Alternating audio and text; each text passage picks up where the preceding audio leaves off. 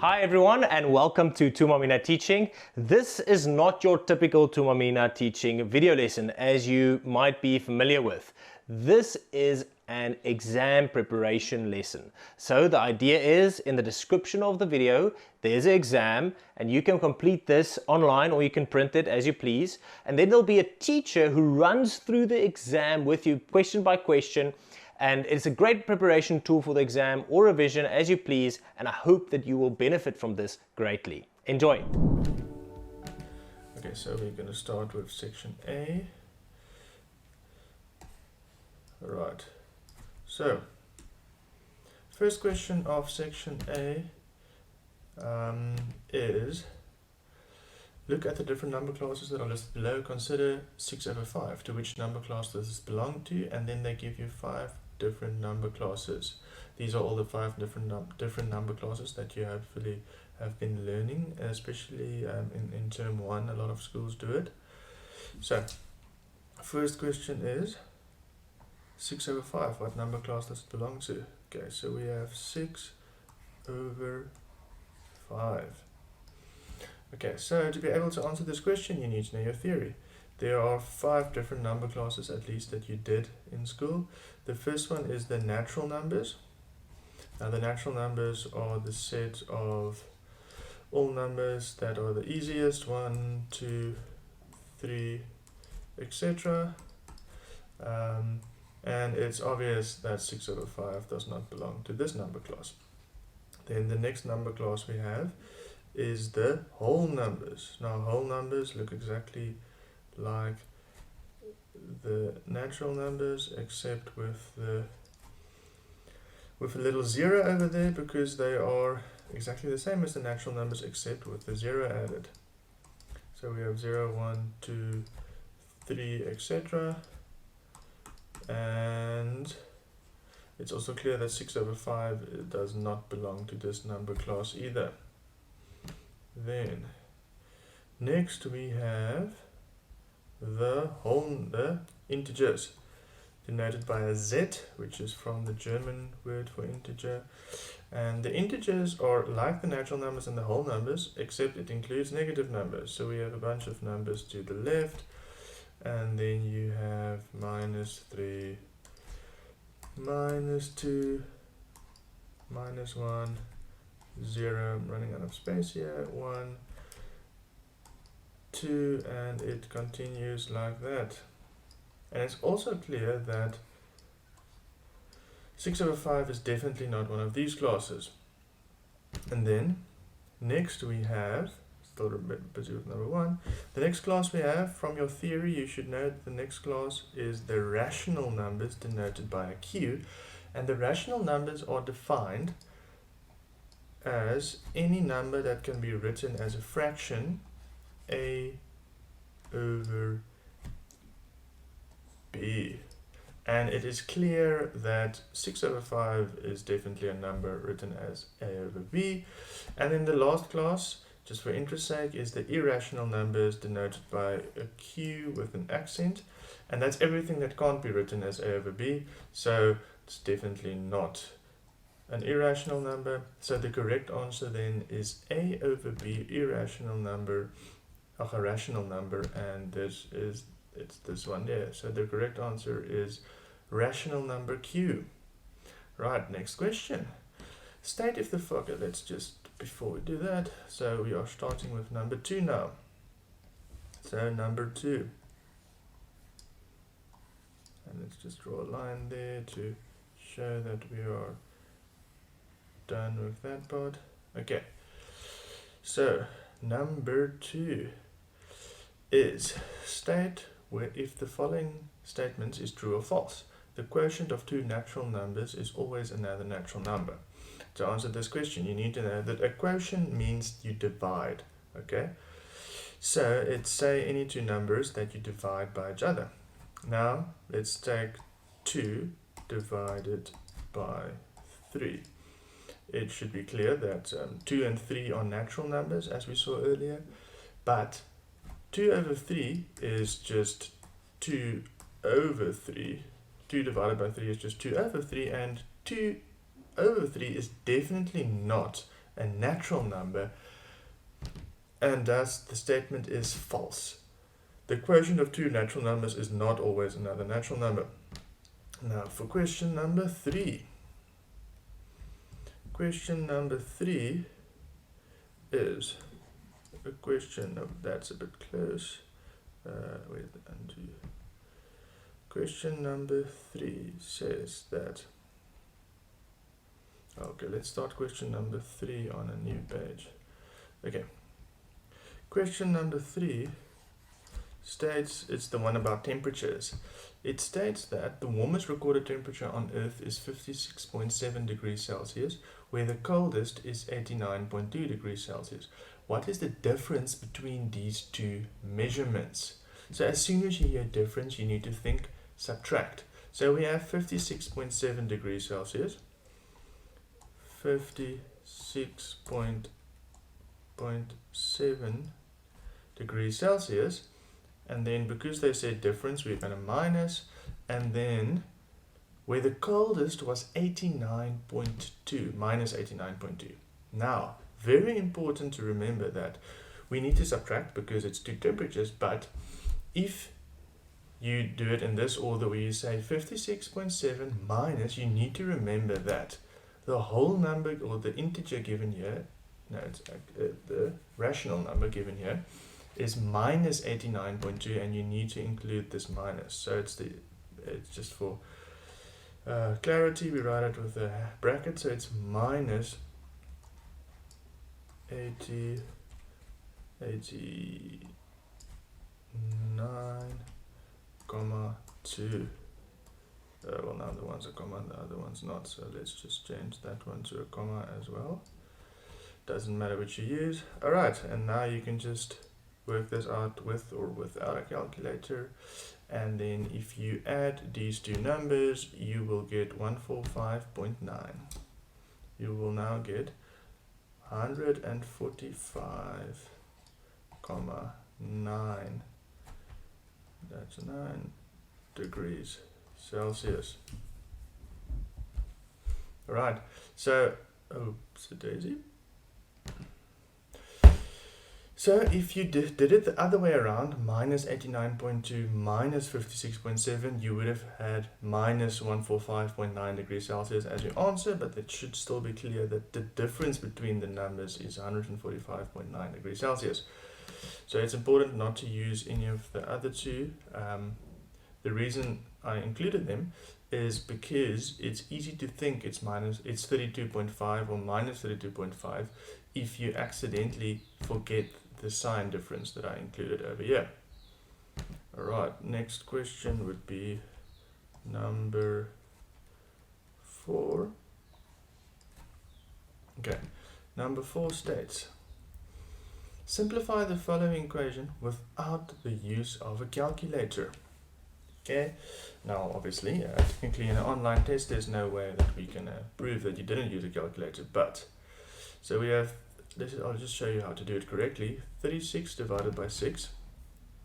We have 36 divided by 6, and then we have plus 12 divided by 2 plus 12 divided by 2. Now, from order of calculations, you should know that you always do division before plus. So 36 divided by 6 is 6, and then the plus remains where it is. And 12 divided by 2 is also 6. So your answer should then be 12. And so then you just type in here 12. Round the following off to 3 decimal places. That would be number 5. Let's do that on a new page as well.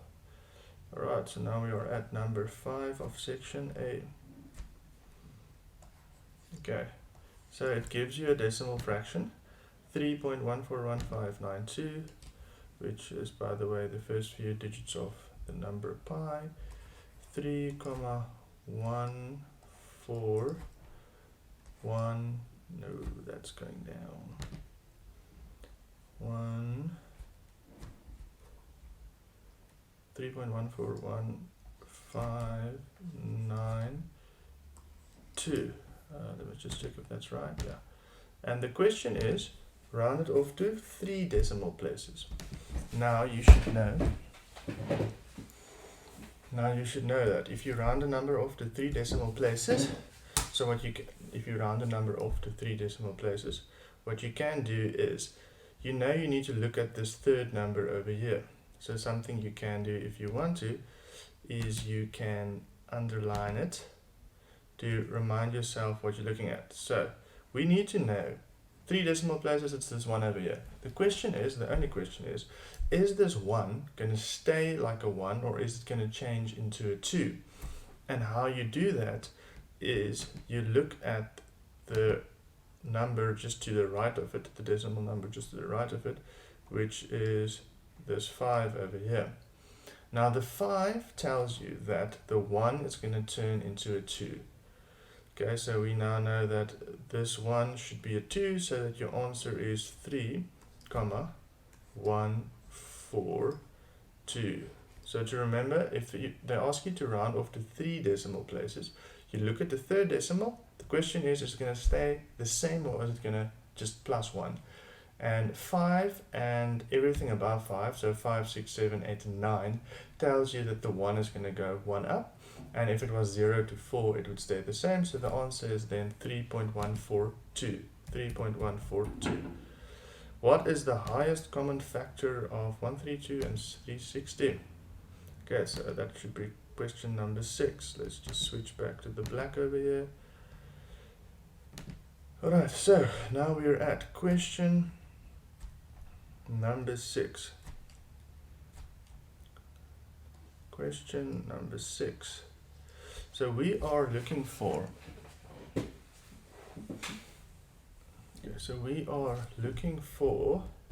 the greatest common factor, highest common factor, greatest common factor of 132 and 360.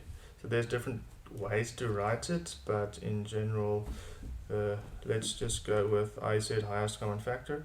So highest common factor of 132 and 360. And 360. This is what we're looking for. What is the highest common factor of 132 and 360? And the way to do this without a calculator is you do not want to write all the factors, especially of 360. That's going to take a while. So the easiest way to do it is prime factorization first of every number. So let's start with the prime factorization of 132. Let's do that in a different color. Alright, so there are different ways to write prime factorization, but the one I like is the so-called ladder method. And because you basically draw a little ladder over here, and now we start with 1, 3, 2. First question. So now you start with all the prime numbers, right? Prime factorization. First prime number is 2. Does 2 go into 132? Yes, it does. How many times? You can probably just use a calculator for this. Let me quickly do that. 132 divided by 2 is 66. So now your answer here is 66. That's ugly. Your answer over here is 66. Let's just redo that. Okay. So you can do that on a calculator, and then you'll see that 132 divided by 2 is 66. Now then again, does 2 go into 66? Yes, it does. How many times? 33 times. Then, does 2 go into 33? No. So, next prime number. What's the next prime number? Is 3. Does 3 go into 33? Yes, it does. 11 times. And then, does 3 go into 11? No. And then you go through your prime numbers. The next one is 5, still not a factor of 11. And then 7. And then you'll see that 11 is actually a prime number. How many times does 11 go into 11? 1 time. And once you have 1, you're done. And this shows you that 132 is equal to 2 to the power of 2, because there are 2 2's over there. Then we say it's times 3 times, oh that's ugly, times 3 times 11. And if you type that into your calculator, you'll see you'll get 132 again. That's the prime factorization of 132. Now we also need to do the prime factorization of 360. Let's do that in another color again. Let's use the yellow. Okay. So then ladder method, 360. Let's see what the prime factorization is of 360. Again, does 2 go into 360? Yes, it does. How many times? Well, 180. Then, does 2 go into 180 again? Yes, it does. How many times? 90 times. You can do this in your calculator if you want to. Does 2 go into 90? Yes, it does. How many times? 45 times. Now, does 2 go into 45? No, it doesn't. But does 3 go into 45 because it's the next prime number? Yes, it does. And that should be 15 times. Does 3 go into 15? Yes, it does. How many times? 5 times. And then the last one is, does 3 go into 5? No, but does 5 go into 5? Yes. And then we get 1 and then we are done. I'm just going to do it like that. So then we get 1 and now we're done. And now we know that 360, so 360 is equal to 2 to the power of 3 times 3 to the power of 2 times 5. And again, if you're unsure if you're right, just type it in your calculator, 2 to the power of 3 times 3 to the power of 2 times 5. See if you get the same answer. And then, now you've finished your prime factorization of 360 and of 132. Now the question was, what is the highest common factor? And how you now do this is you check the factors of 360 and 132 and you look for the highest common factors. So 11 is a factor of 132. Is 11 a factor of 360? No, because there's no 11 there. So 11 is not a common factor. And the same with the 5. 5 is not a common factor. Now, 132 has 3 as a factor, and there's 3 to the power of 2 as a factor of 360. So, is 3 to the power of 2 a factor of both numbers? No, because the 3 to the power of 2 is only a factor of the top number, but there is definitely a 3 in both. So we know that our final answer will have a 3 in, because the number 3 is in both. Okay, not the 2. Then, now we have a 2 to the power of 2 and a 2 to the power of 3. So what is the highest common factor? Is it 2 to the power of 3? No, because 2 to the power of 3 is not in 132. But 2 to the power of 2 is in both numbers. Okay, so 2 to the power of 2 is in both numbers. So then we have a 2 to the power of 2, which is included in the 3. Okay, so now we have the 2 to the power of 2 is in both, and the 3 is in both. So then what you do is to calculate the highest common factor, you say 2 to the power of 2 times 3. And that's just 4 times 3, so the answer is 12. Okay, let's give.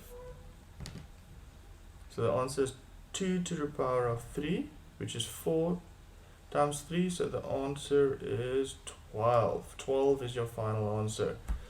So you can just type in 12 over here.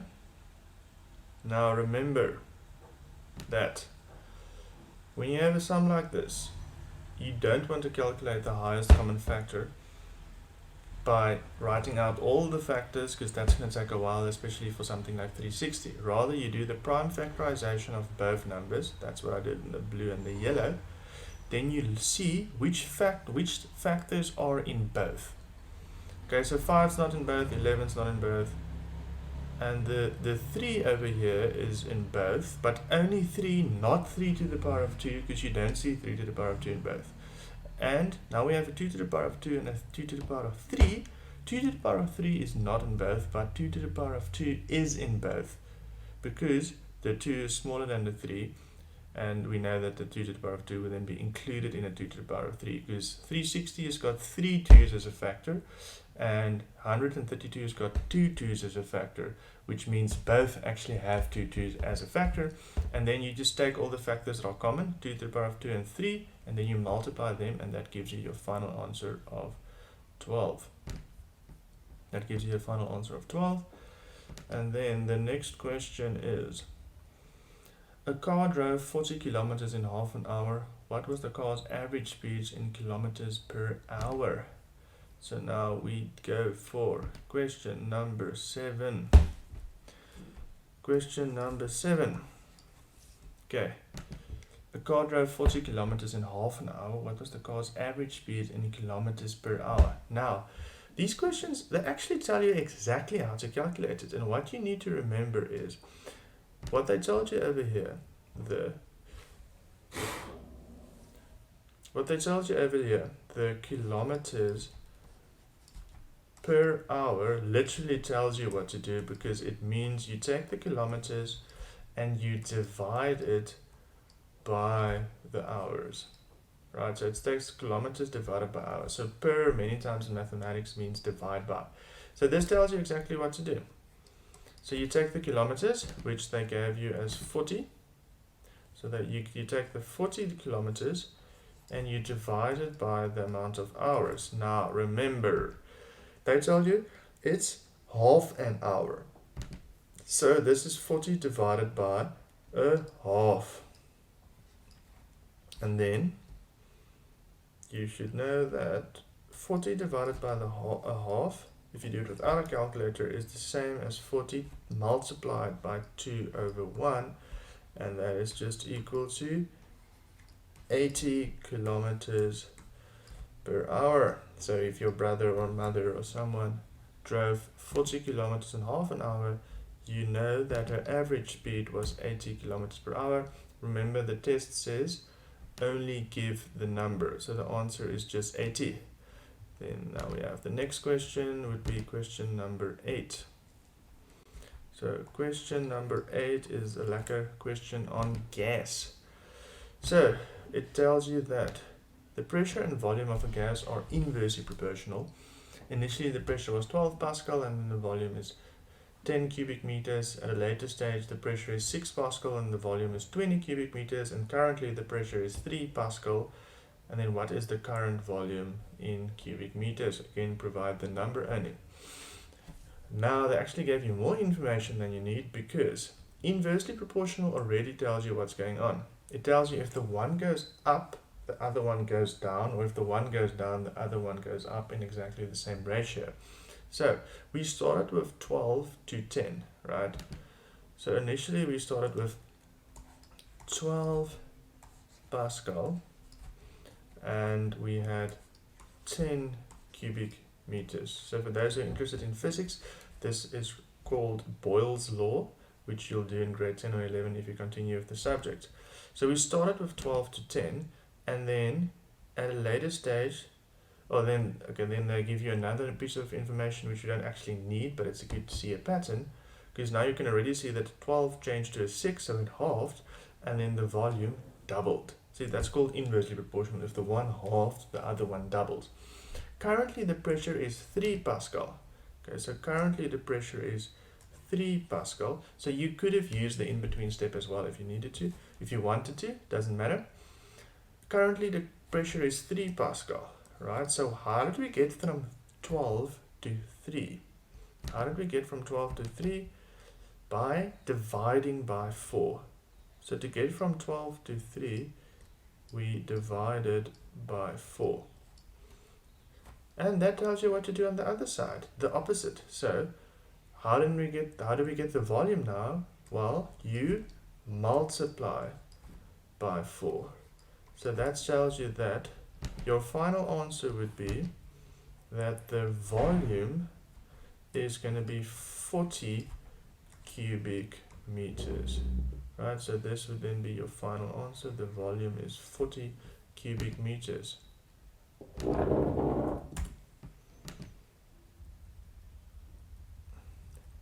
Okay, second last question of this section, that would be question 9. Question 9.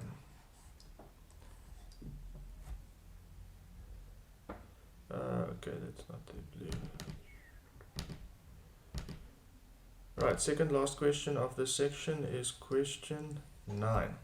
Question 9 states, a learner got 42 out of 60 for a test. What is his percentage? 42 out of 60. How do you calculate the percentage? So, easy. You say 42 over 60, because that's already technically given as a fraction or a division sign. 42 divided by 60, 42 over 60. And you just say you multiply it by 100. And then you just see what answer you get in your calculator. You can do it without a calculator as well. But if you do it with the calculator, you see that 42 divided by 60 is 0.7. And then times 100 is 70. So this is going to tell you 42 over 60 times 100 is 70. 42 over 60 times 100 is 70, and that means that the answer is 70%. So if someone got 42 out of 60 for a test, it means that the final answer they got is 70%. So the percentage is just 70. Then the last question. Sarah invests 3450. Okay, so let's just do that on a new one. Okay, so the last question, question 10, is a financial question. It says that Sarah invests 3,450 Rand at the bank and receives 6.5% compound interest per year. How much is the investment worth after 5 years? Now to do this, you just need to use the formula, that is all. So what you should know is that there's a formula, sometimes written like this: A is equal to P times 1 plus I to the power of n. This is the compound interest formula, and you should know it. It tells you that the end amount is equal to the beginning amount times 1 plus the interest rate given as a decimal or a percentage to the power of the amount of years. Okay. Now we are given P, I, and N, as I'll show you now. So now we say that's equal to, now what's the beginning amount? It was 3450. 3450. So now we have 3450 times 1 plus. Now what is I? They tell you it's 6.5%. So then you just write that. You can write 6.5%.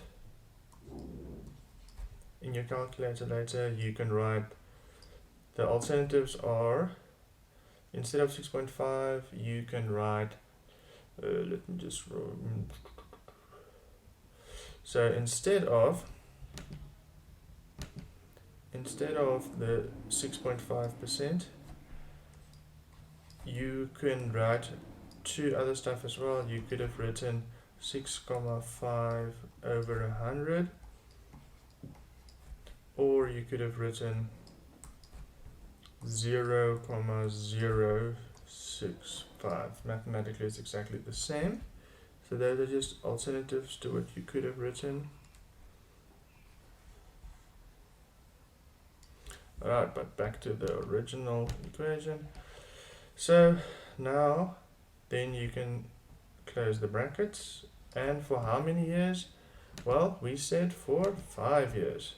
So then you just add a 5 here, you type everything into your calculator, and you get an answer.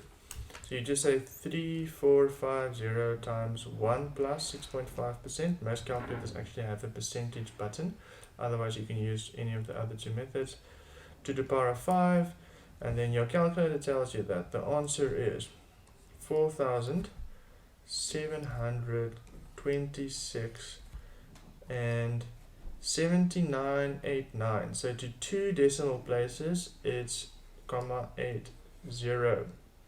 So that then should be your final answer. Then you just type that in there, 4726.80.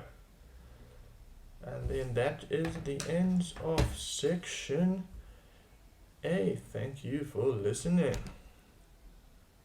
John Ray out. So section B is common fractions. Okay, so let's just start with a nice heading. So we are currently working on section B. First question is, net gaan seker maar record. Ja, okay. So the first question, so there's only 5 marks in this section. So the first question is, mark the correct first step to simplifying the following expression, 2 1/3. So we have 2 and 1/3 multiplied with 3 and 5/6. 3 and 5/6. Alrighty, 3 and 5/6. Okay, I'm going to continue recording and hopefully it works out fine. Okay, so we have 2 1/3 and 3 and 5/6 multiplied by each other, and the question is, what is the correct first step to solving this? So, if you want to solve any fraction problem, the first thing you always need to do is remove the mixed number and write it as a fraction. So in this case, so you always write it as a fraction, and how you do that is, let's just see how they want us to write the options. Okay, so they just want the answers. So how do you write 2 1/3 as a fraction? Well, this is a mixed number, which is also a type of fraction, but how do you write it as without the 2 over here? And how you do it is you say 2 times 3 plus 1. So 2 times 3 plus 1 is 7/3 multiplied by 3 times 6 plus 5. 3 times 6 is 18 plus 5 is 23/6. So now we have 7/3 times 23/6. Let's see if that's an option. 7/3 times 23/6. It's number D. Alright. Then, next question. That would be question 2. So next we have question 2. Question 2 states. Okay. So question 2 asks us, what is the correct first step to simplifying the following without the use of a calculator? So you can see from here, we have 4 different options. Option B, you literally just add the 2 numbers, which is definitely wrong. And option D, you can only get if you use a calculator, which is not right. We need to do it without the calculator. Option A is definitely also wrong, because the important rule with fractions in adding and subtracting them is that the denominators need to be the same. So you can't just say 2 plus 3 and 6 plus 5. If it was multiplication, you could have said 2 times 3 and 6 times 5. So we actually at this point know the answer will be C.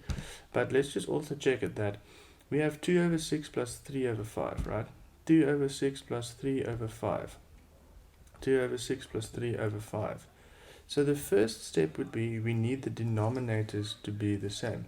But the only way the denominators can be the same is if the 6 and the 5 change. But how do we do that? We can't just erase it. We need to do something mathematically equivalent. So now we have a 2 and a 6. Now how you change it is you use equivalent fractions, where the 6 and the 5 we change into something that both of them divide into. So we can use the lowest common multiple.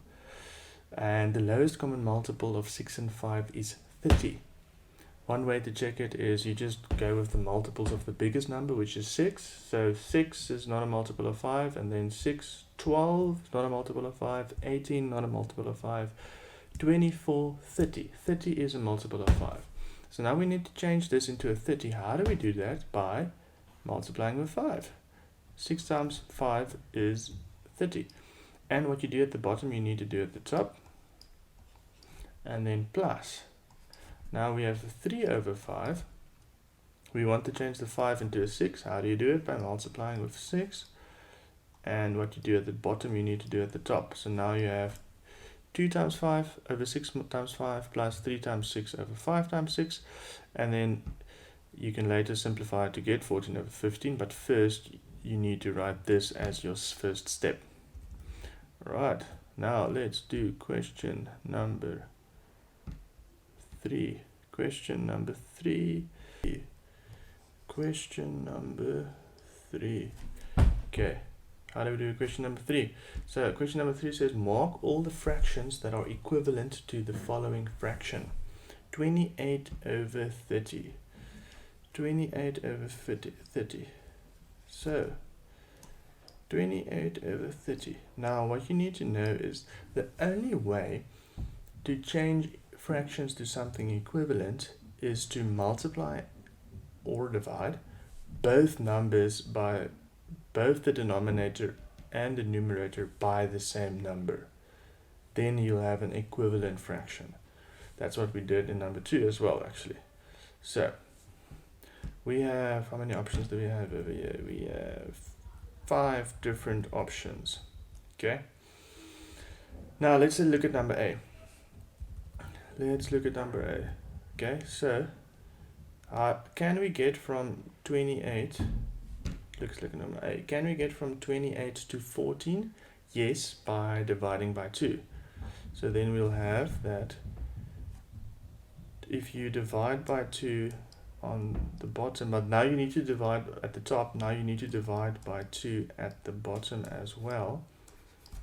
That's perfectly valid in mathematical terms. That's perfectly valid in mathematical terms. And now you have 14 over 15. So that is equivalent. Right, now we know that A is a valid answer. Now let's look at B. So question number 3 asks, mark all the fractions that are equivalent to the following fraction, 28 over 30. Now they give us 5 different options. So there are different ways you can solve the problem. I think the simplest would be to just simplify every fraction and see which of them are equal, because if they are equal, the simplification of the fraction will be the same. So 28 over 30, let's first simplify that and see what happens. So we have 28 over 30. To simplify it, you divide by the highest common factor. In this case, that would be 2. So you divide by 2. Both numbers you divide by 2. And then you get 14 over 15. So 28 over 30 is equivalent to 14 over 15. Therefore, A is already a valid answer. Now, B is 30 over 32. B is 30 over 32. Now, if we simplify that, again, 2 is the highest common factor. So now you divide by 2, both the denominator and the numerator. Then you get 15 over 16, which is clearly not the same as 14 over 15 or 28 over 30. Because we know our answer is 28 over 30, and that simplifies to 14 over 15, which means 28 over 30 is the same as 14 over 15, but definitely not 15 over 16. So we know that B is not valid. The C is 23 over 25, and if you check if 23 and 25 have any common factors, the answer would immediately be no, because 23 is actually a prime number. So C is also not valid, because C's simplest form is 23 over 25, where 28 over 30's simplest form is actually 14 over 15. Then D, we have 84 over 60. Now you can simplify 84 over 60, but you already know it can't be correct, because the 84 is bigger than the 60, but the 28 was smaller than the 30. So they can't have the same relationship. This can't be the same fraction. And the last one is E is 42 over 45. Let's check that. So it's 42 over 45. Now, 2 isn't a factor of 45, but 3 is actually a factor of both. So what you do now is you divide both numbers by 3. You divide both numbers by 3. And now 42 divided by 3 is 42 divided by 3, 1400. Okay, now you divide both numbers by 3. So 42 divided by 3 is 14. And 45 divided by 3 is 15, which is the same. Yay! So now we again know that the last answer is also valid. Fantastic. And now we can head over to the next question. That looks colorful. So question 4. Now we do question 4. Okay, question 4 is a 500 milliliter bottle of cool drink has only a third of its content left. We want to split this between 4 people. If we divide it equally, how much cool drink will each person get? And then they give you a subtitle, give your answer in milliliters, and as a decimal fraction, correct to 2 decimal places. Okay, decimal fraction, correct to 2 decimal places. So we have a 500 milliliter bottle of cool drink, right?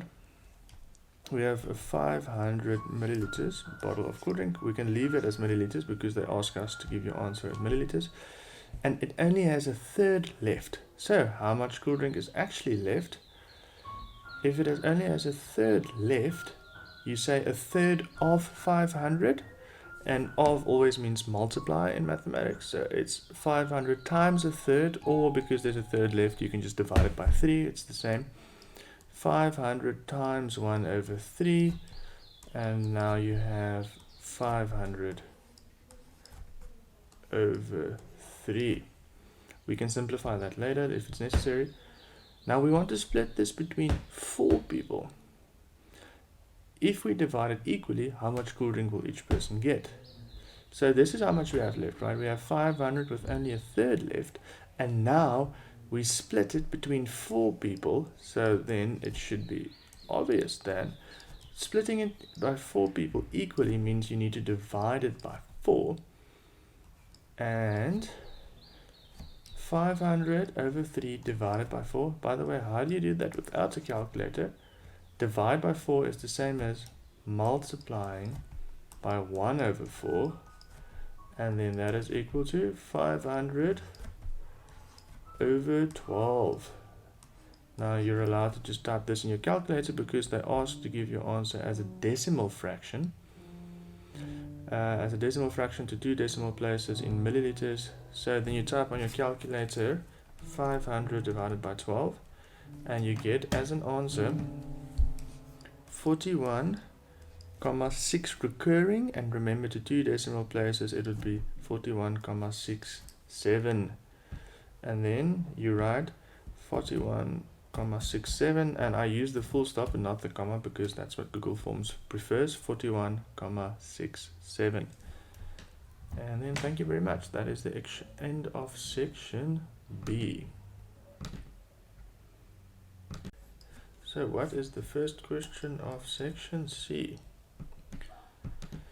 Okay, simplify the following expression without the use of a calculator. 1.2 minus 0.7.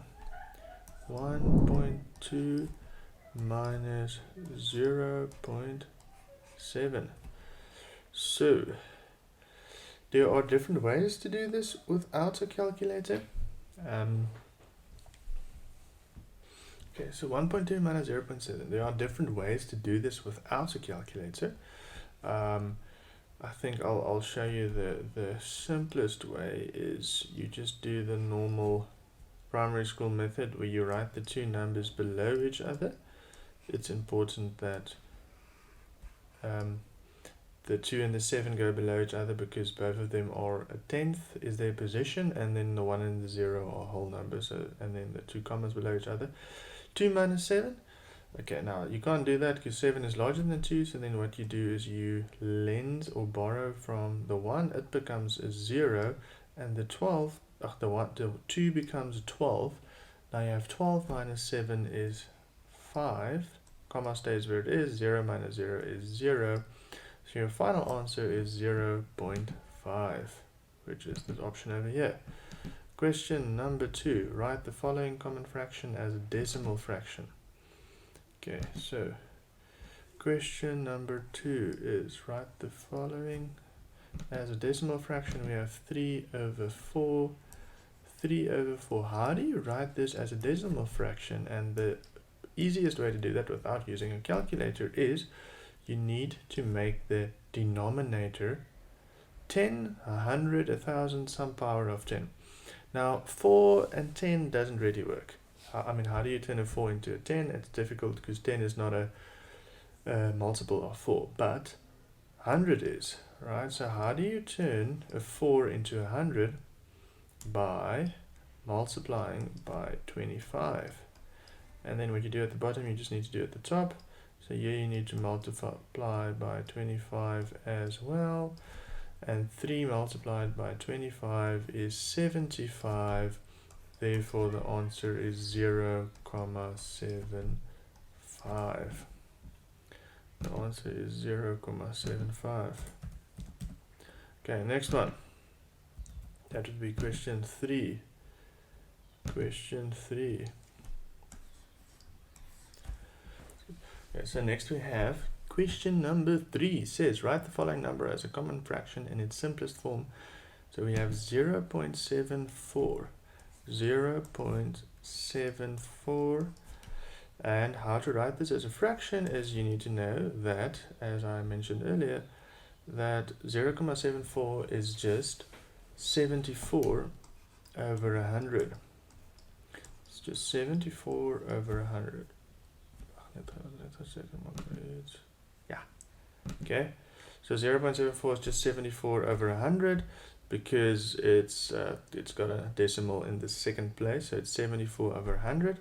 But this is not in its simplest form because 2 is still a common factor of both numbers, and 2 goes into 74 37 times, and it goes into 100 50 times, and then there aren't any common factors left, so your answer is 37 over 50. 37 over 50. Now the next one is, now the next question is select the largest number. We have a whole series of different decimal fractions that they give here. 3.99, 3.9, 3.9098 minus 4, 3.911, etc, etc. I guess so we can just start from the top. 3.99, then you have 3.9. You should just know that your question order might be different to mine because sometimes forms on purpose switches the question order. So which is the largest, 3.99 or 3.9? Now we know that 3.99 would be the largest, because if you look at how it's written, so we're busy with question 4. So 3.99 is equal to, there's a 3 and 9 over 10 and 9 over 100, where 3.9 is equal to 3 plus 9 over 10. That's just using the positional values as well. So you can clearly see from here that 3.99 is larger than 3.9 because it's exactly the same with just with another 9 hundredths. So this is so far the largest. Then you have 3.9098. Now 3.99 is still larger than 3.9098.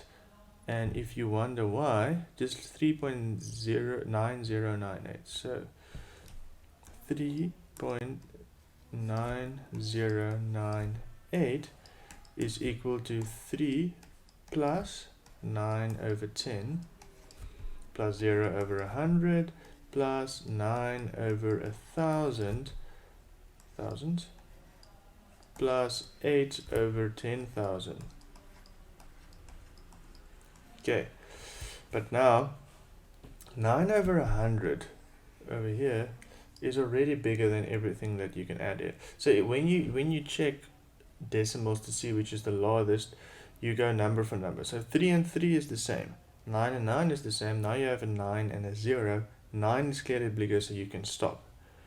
The same for the previous question. 3 and 3 is the same. 9 and 9 is the same. And then here it stops, and there's still another 9. So 3.99 is still the largest.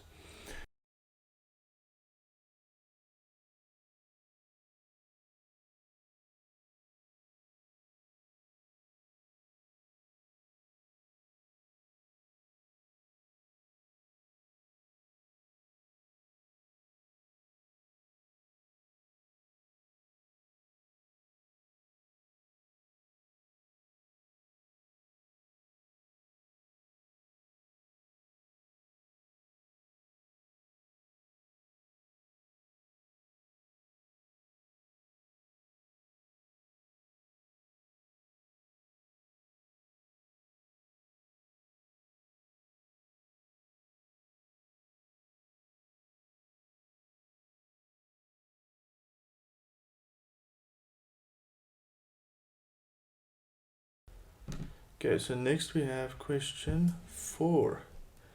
So question 4 states, select the largest number, and it gives us quite a long list of decimal numbers. So now, how do you determine which decimal number is the largest? Because there's quite a long list.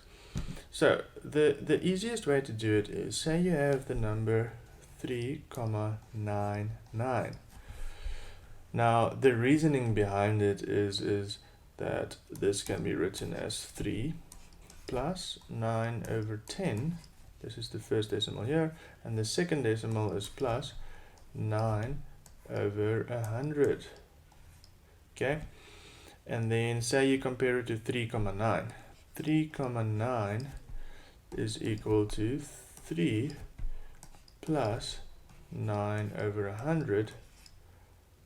So clearly 3.99 is larger, because that's everything that 3.9 has here, just with the added 9 over 100.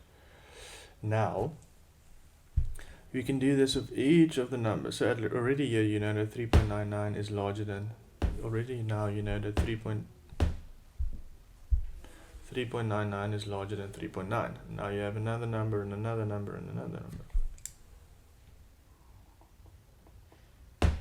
Okay, so we already know that 3.99 is larger than 3.9, right, because of what we did here. And now there's another number we need to compare. Now, the quickest way to compare it is you just start from the biggest number and then you just continue until you find a difference, and the first difference you find is enough to tell you what the largest is.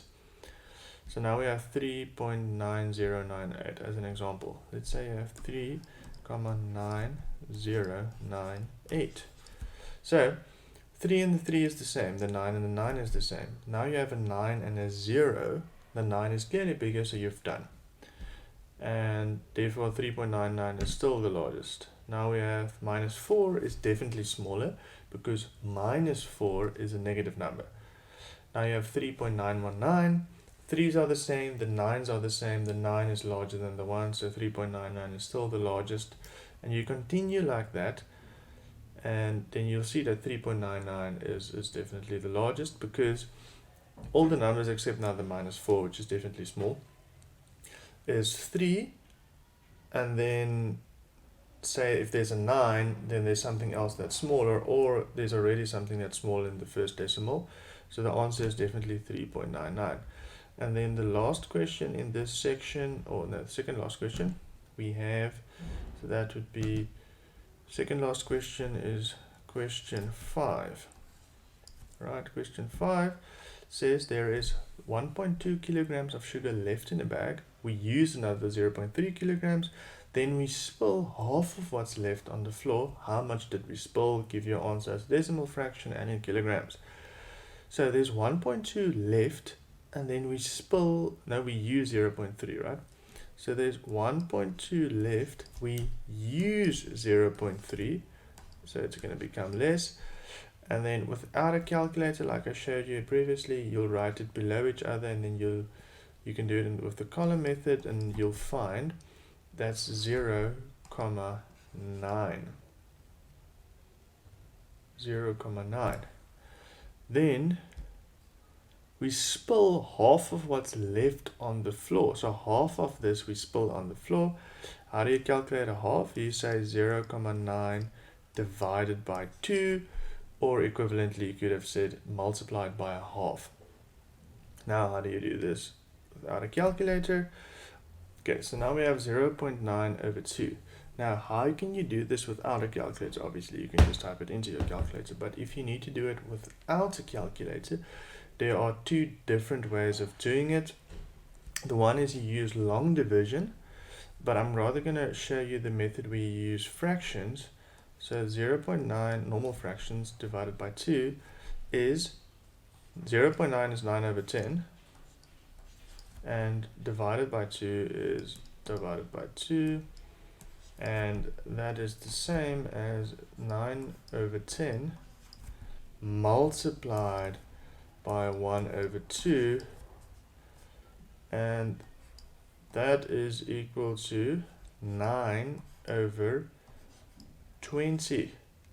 Okay, but we're not done now, because we want an answer as a decimal fraction, and now you just need to convert 9 over 20 to a decimal fraction, and 9 over 20, to convert it to a decimal fraction, we need to change the denominator to a multiple of 10.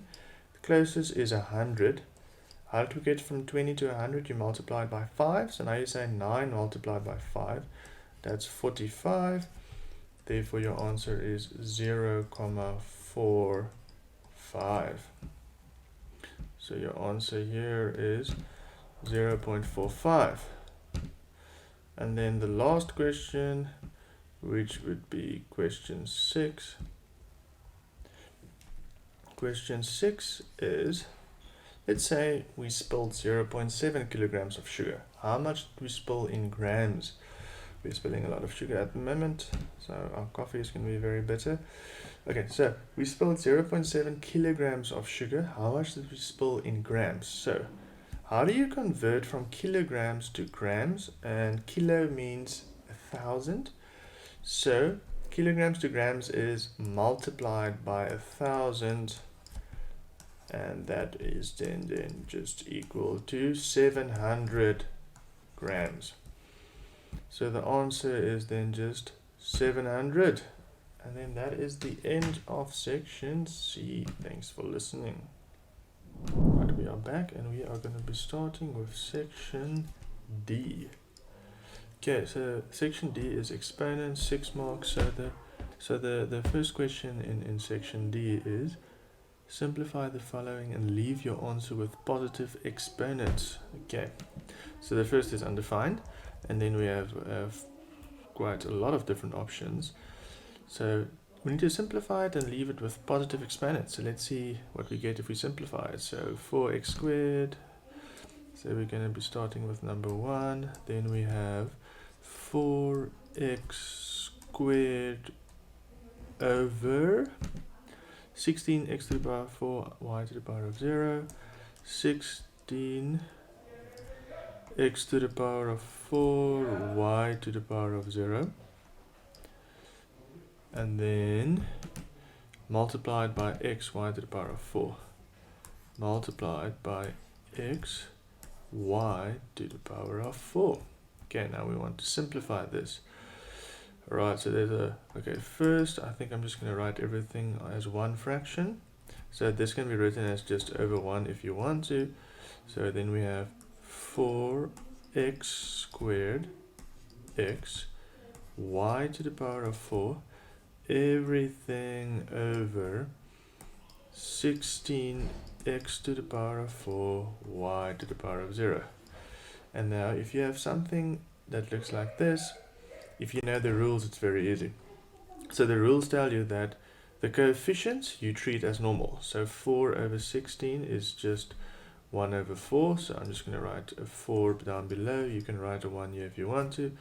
Then we have an x squared, an x, and an x to the power of 4. And what this tells us, if you remember your first and second exponent laws, is because all of them has the same base, you can add and subtract the exponents. So here at the top you add them because it's multiplication, at the bottom you minus because it's division.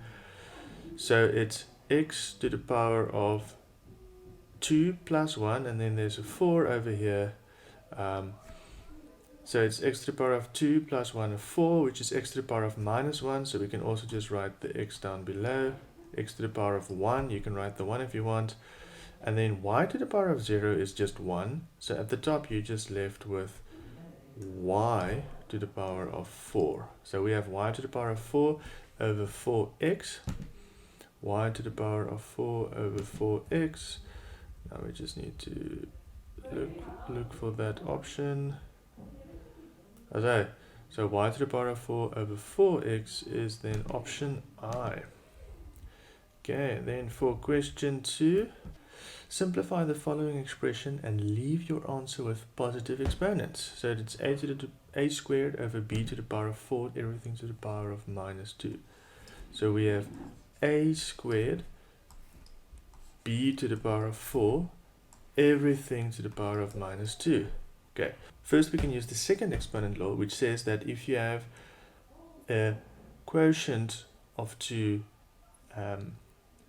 powers, if you have a quotient of 2 powers and you take the exponent of them, you can put the exponent over both numbers in the quotient. So that means it's a squared to the power of minus 2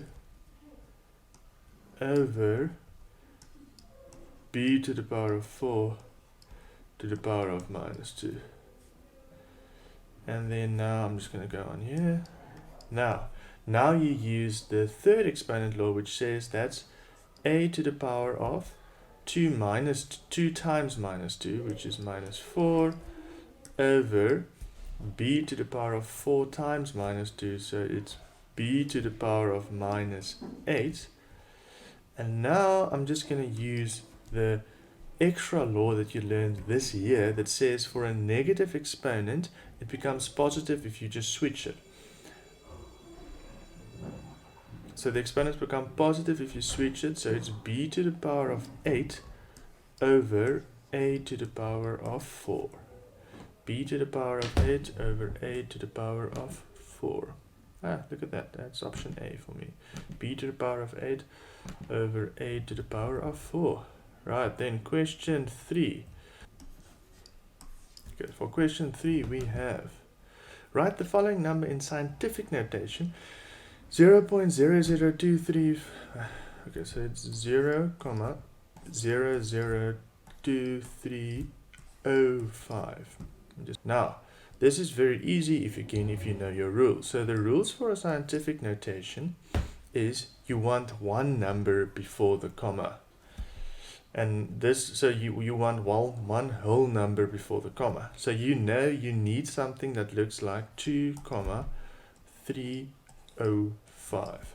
Right? This is what we want, because that's simpler to write than all these zeros that are just wasting space. That's the point of scientific notation.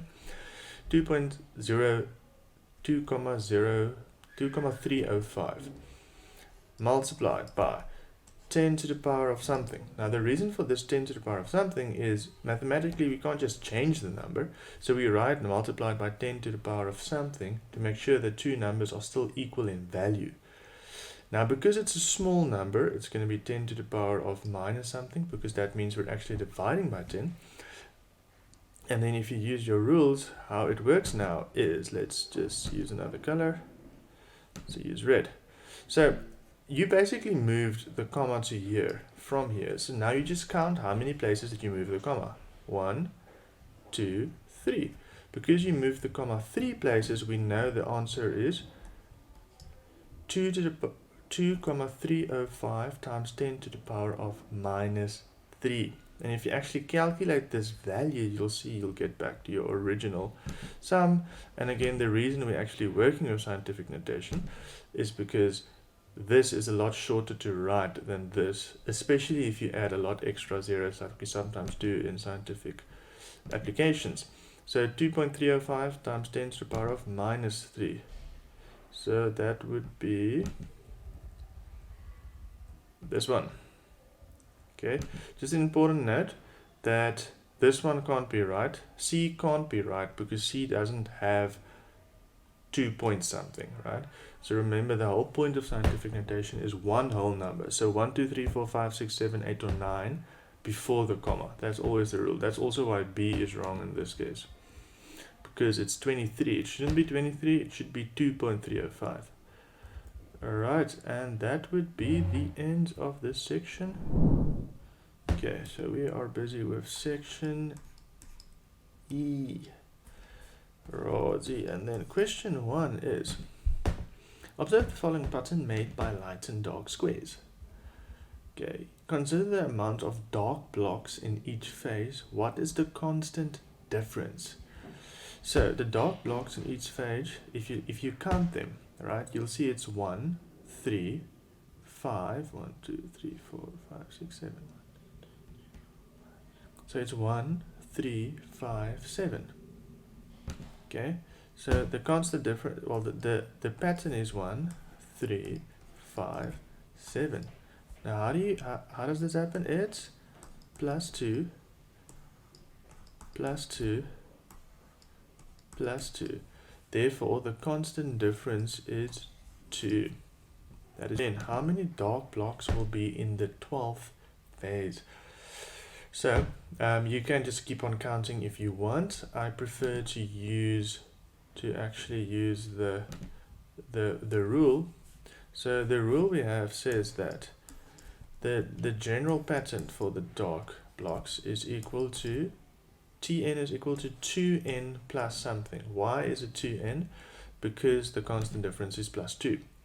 Now the plus something, there's different ways to find it. I like to just ask myself, if this was the formula, what would the pattern be? And the pattern would be 2, 4, 6, 8. But instead the pattern is 1, 3, 5, 7. So at the moment my phase 1 is 2, but it should be 1. And what do I need to do to make it right? I just need to subtract 1.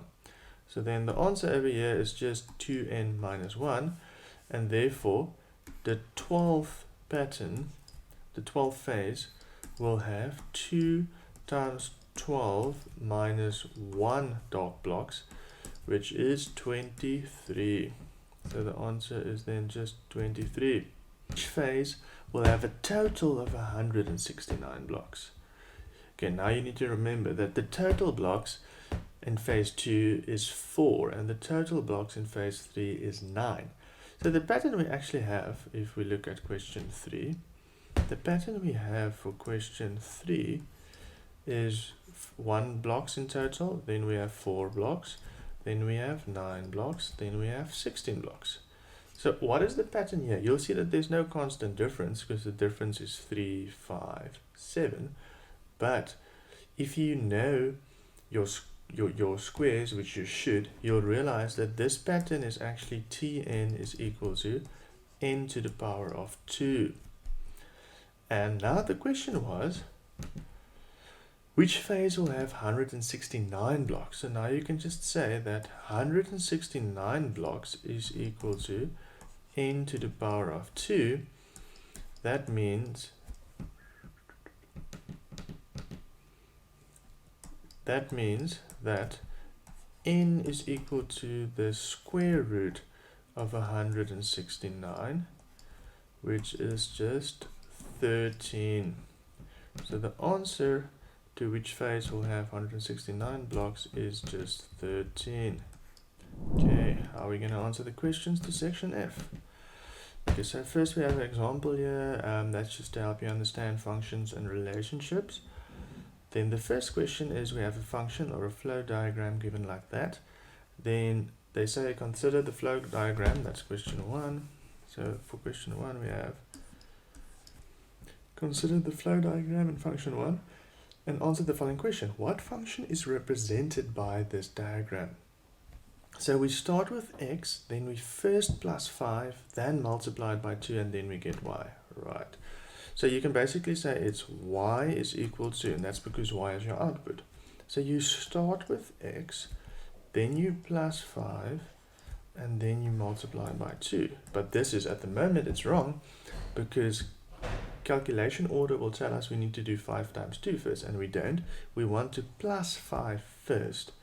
So the answer to this is x plus 5 times 2, or you can just write it as 2x plus 5. So y is equal to 2 times x plus 5 in brackets, and at the moment that is option A.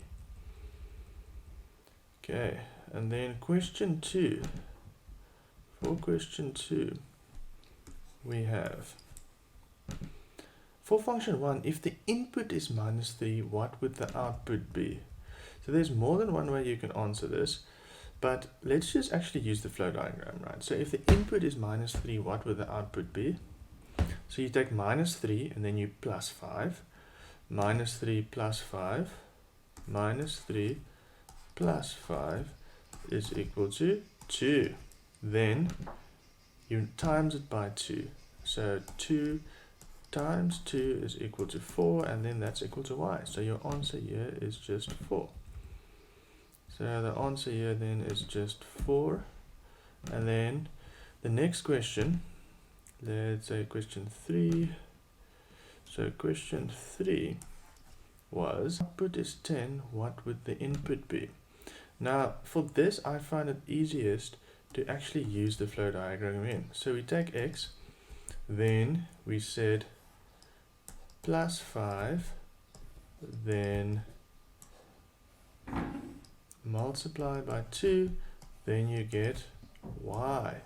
Now suddenly they tell you, let me just use a different color, that y is actually equal to 10. How do I know y is equal to 10? Because it's my output. And now I just reverse it. What is the opposite of times 2? Yes, the opposite of times 2 is divided by 2. So the answer now, 10 divided by 2 is 5. Then, what's the opposite of plus 5? The opposite of plus 5 is actually just minus 5, and 5 minus 5 is 0, which means my input was 0, and therefore my answer here is just 0. Back. So my answer then here is just 0. Then we have a new question which doesn't have to do with the same function. What would the following functions output be if the input was minus 11? Y is equal to minus 3x to the power of 2. Okay, so this would then be question 4. We have y is equal to minus 3x to the power of 2. Minus 3x to the power of 2. And the input is minus 11. So then you just substitute minus 11 into the place of the x. The brackets are essential because now you need to do the exponent first, or the power first. Minus 11 to the power of 2, the minus must be in the brackets as well. Please remember this, a lot of people forget it. Minus 11 to the power of 2, minus times minus is a plus. And 11 to the power of 2 is 121. So your answer is then minus 363.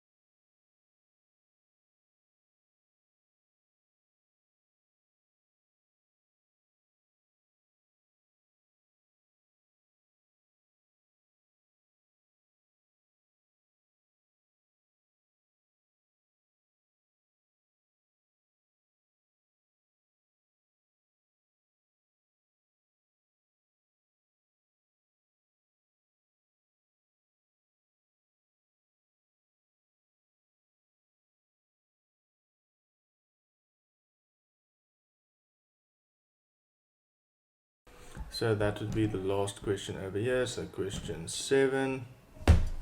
Question 7 would then be calculate B.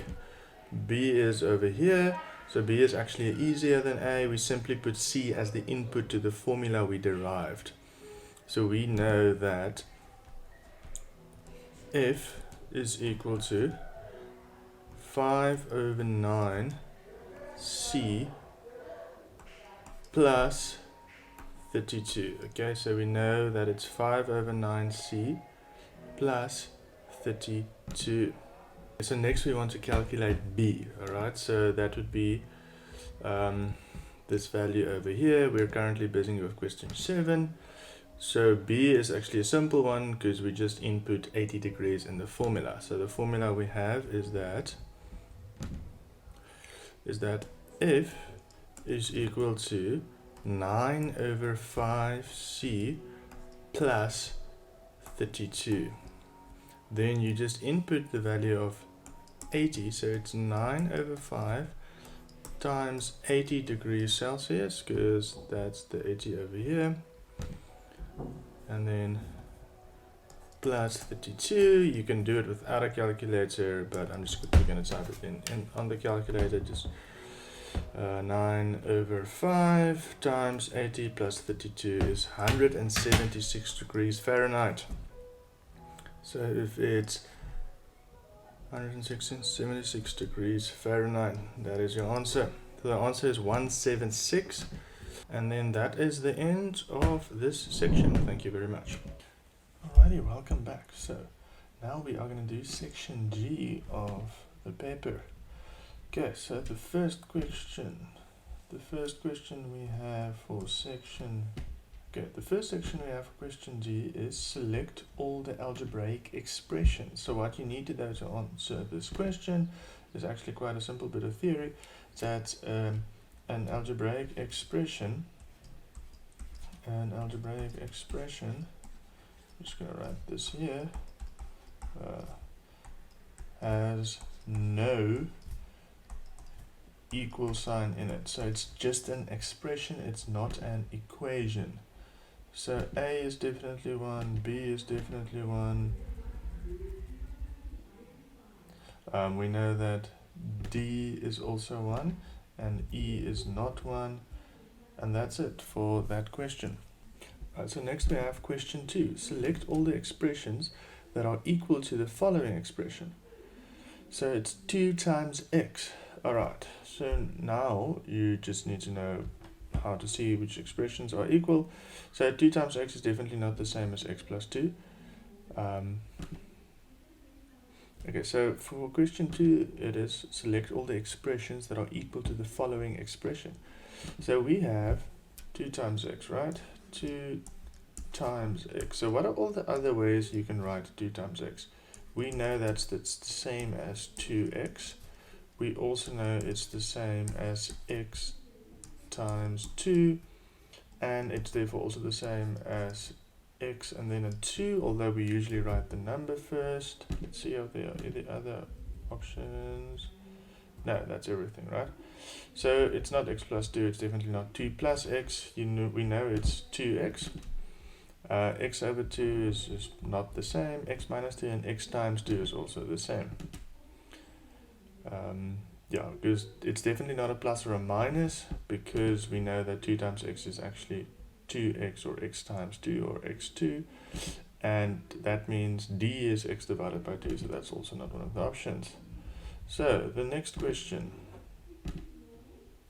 So next we have question 3. Select all 3 expressions that are equal to the following expression. Select all 3 expressions that are equal to the following expressions: 4a to the power of 1 plus 0b. 4a to the power of 1 plus 0b. So what you need to know that this expression over here, well, in simplest form, so 4a, you can leave out the 1 because anything to the power of 1 is just itself. And plus 0b is, you can leave that out as well, because 0 times anything is just 0. So the simplest form of this expression is actually just 4a. But what you now need to know when you look at expressions that are equal and similar is that we can leave out the 1 and we can leave out the plus 0b if we want to. So the answer is not 0 because we know that the simplest form to write it is 4a. 4a to the power of 1 is fine because I told you we can leave out the 0b. 4a is also fine because that's the simplest form. A plus b is wrong because what happened to the times 0b? 4 is also wrong because what happened to the a? And 4a plus 0b, 4a plus 0b is right because they just left out the 1 over here and we already said that that is fine. So 4a plus 0d is also valid. Now just check back.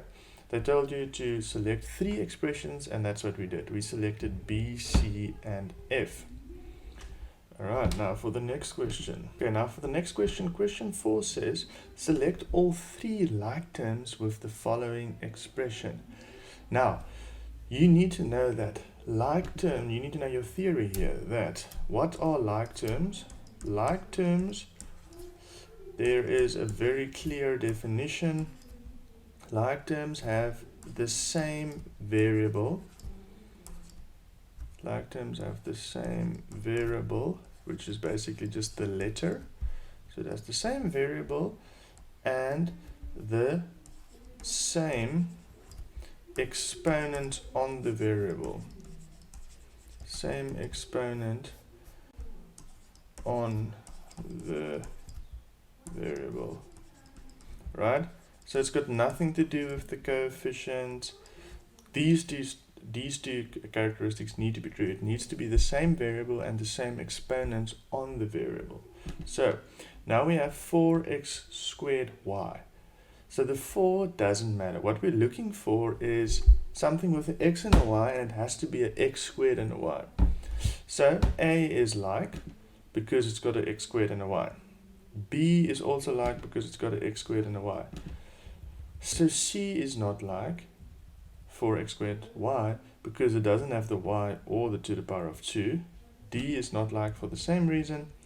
E has 4xy and that's not like because it doesn't have the x to the power of 2.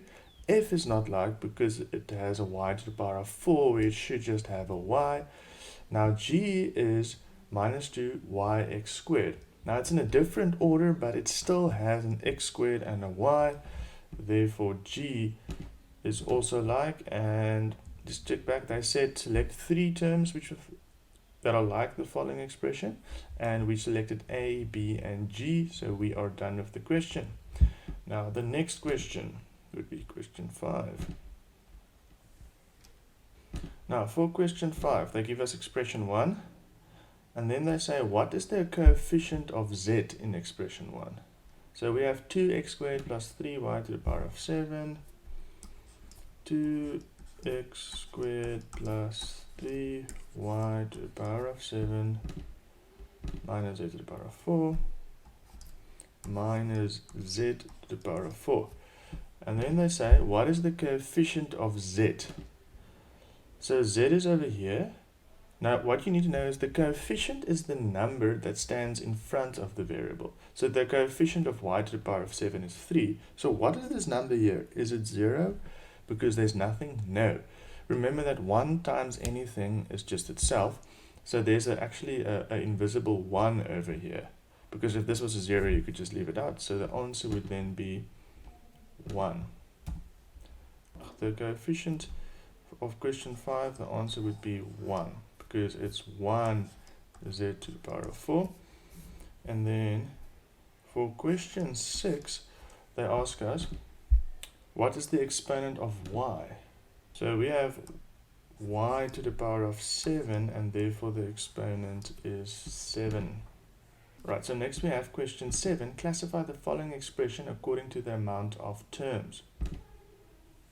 Question 7 says, classify the following expression according to the amount of terms. So how many terms does this expression have? Now what you need to know is the only thing that separates terms is a plus and a minus unless they are in brackets.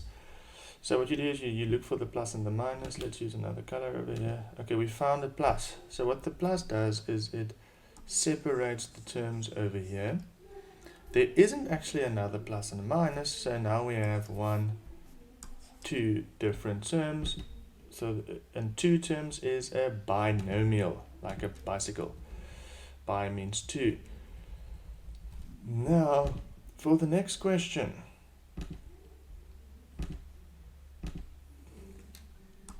Okay, so the next question would be question 8. Right, so for question 8, we get expression 2, which I've written over here, x plus 7y minus 3z to the power of 4. And then the first question is, what is the value of expression 2 if x is 3, y is 0, and z is equal to minus 2? So now you just need to substitute these values. So we say that x is 3,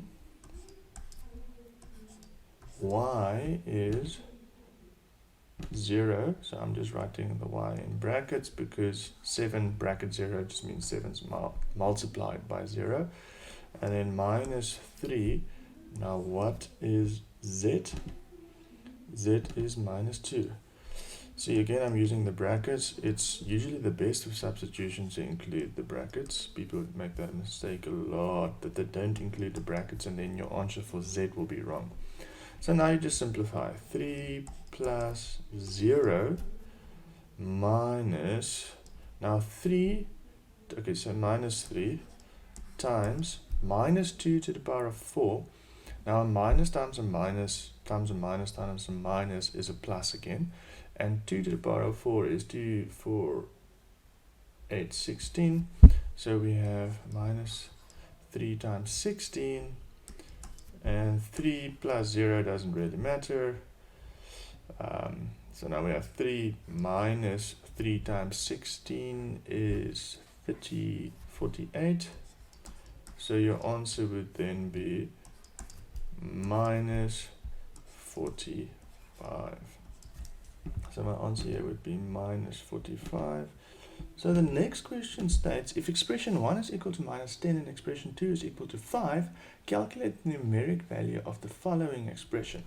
Okay, so for question 9, we have this long expression over here, and they tell you if expression 1 is equal to minus 10 and expression 2 is equal to 5, calculate the numeric value of the following expression. Now don't freak out. Let's just remind ourselves, what is equation 1? So equation 1, I wrote over here. So it's 2x squared plus 3y7 to the power of 7 minus z to the power of 4. Look closely, you'll see that this is exactly equal. This is equation 1 right here. This is equation 1. 2x squared plus 3y to the power of 7 minus z to the power of 4. And then expression, so where do you think we'll find expression 2? Now expression 2 is x plus 7y minus 3z to the power of 4. Here we have minus x minus 7y plus 3z to the power of 4. And what you should notice here is that this is actually, this whole thing is actually minus equation 2. Right, so we have equation 1 minus equation 2. So just to explain this part, equation 2 we have as x plus 7, x plus 7y minus 3z to the power of 4. So then if we have equation 1, which is over there, doesn't change, minus equation 2, we have minus equation 2. Now what you need to remember, if you subtract, if you say minus equation 2, it's not just 1 minus x and then plus 7y. No, it's minus equation 2. The whole of equation 2 is in brackets.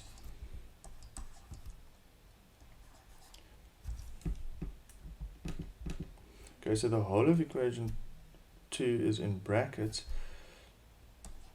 which means that you can multiply this minus 1 in, and then you get 1 minus x, equation 1, that would be equation 1. Equation 1 minus x minus 7y minus 7y plus 3z to the power of 4. So we have equation 1 minus x minus 7y plus 3z to the power of 4, which is exactly what's happening here.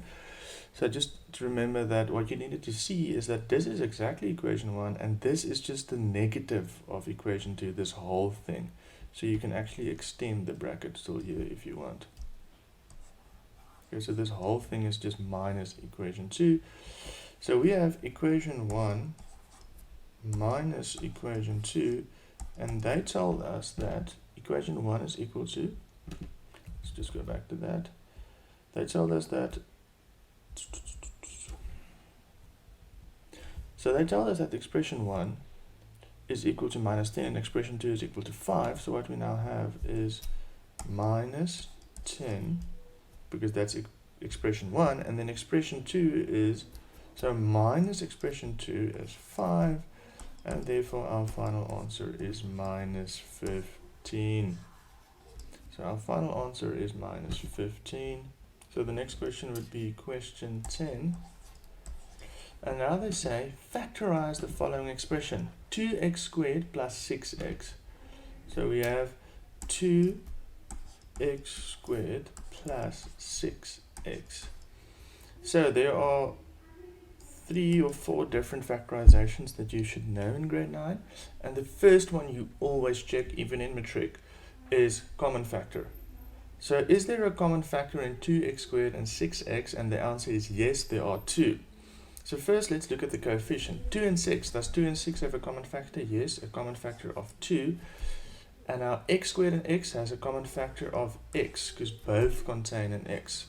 And now what you write in the brackets is 2x squared divided by 2x. Okay, 2x squared divided by 2x. 2 divided by 2 is just 1, so we can leave that out. X squared divided by x is just x by your second exponent law. So remember that the 1 we left out is actually just invisible over here. You can add it if you want to. And then now we have plus 6 divided by 2 is plus 3. X divided by x is 1. So there's an invisible 1 over there multiplied by an invisible 1. So your final answer is 2x times x plus 3. And if you're unsure if you're right, just see what happens if you use the distributive law to multiply it in again. 2x times x plus 2x times 3, and then you get back here. So our answer is 2x, x plus 3. And that would be option D. Alright, next and last question. Question 11. Okay, question 11 states, after the following expression is simplified, what is the coefficient of x? Okay, kom ons skryf eers neer 12x to the mag 5 minus. Okay, so the next question is question 11, and we have 12x to the power of 5 minus 8x to the power of 3 minus 2x squared plus 4, everything over 2x squared. And they tell us that x is not equal to 0. This is important because you should remember that your denominator is not allowed to be 0. So therefore x is not equal, can't be equal to 0, because then your denominator would be 0. Now they ask you, what is, if the following expression is simplified, what would the coefficient of x be? Now you need to remember that the coefficient is the constant number before the variable. Now I don't see any x's at the moment, but they say after it's simplified. Now if you do this enough, you'll be able to quickly identify which term would have the x in the end, and then you can easily see that the answer would just be minus 4. But I'm just going to simplify the whole thing to see you how we got there. So our theory tells us that if you have a fraction of variables, or even without variables, if you have a fraction with a lot of terms at the top but only one term at the bottom, you're allowed to divide every term by the denominator, which means we now have 12x to the power of 5 over 2x squared minus, you need to keep the sign, 8x to the power of 3 over 2x squared minus 2x squared over 2x squared plus 4 over 2x squared. And now how do you simplify every term? You divide the coefficients like normal. So 12 divided by 2 is 6. X to the power of 5 divided by x to the power of 2 is x to the power of 3 by the second exponent law. minus 8 divided by 2 is 4, x to the power of 3 divided by x to the power of 2 is x to the power of 1, which is, you can leave out, minus 2x squared divided by 2x squared would just be 1, plus, and this 4 divided by 2 is 2, but the x squared remains at the bottom because there's nothing to simplify. So now we have 6x squared minus 4x minus 1 plus 2 over x squared. So then from this it should be clear that the coefficient of x is minus 4. From this it should be clear that the coefficient of x is minus 4. So our answer over here is minus 4. And then we are done with this section. Thank you very much. Hello. So today we will be working on section H of the test. So section H is 12 marks, algebraic equations. And the first question is, the sum of two consecutive even numbers is 58. Which of the following equations can be used to find these two numbers? So we have the sum of two consecutive even numbers is 58. Okay, the sum of two consecutive even numbers is 58. Now there are different ways to set up an equation to do this, but I'd say the simplest is let the first even number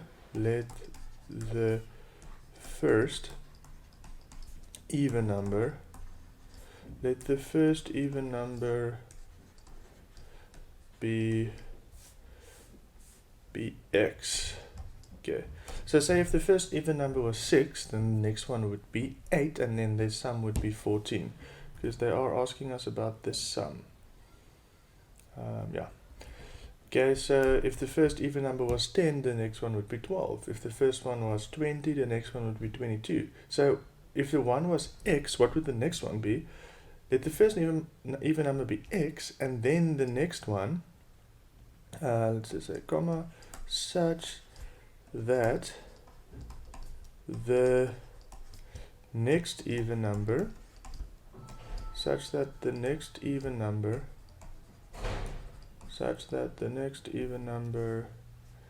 is, remember, if the one was 8, the other one would be 10. If the one was 12, the other one would be 14.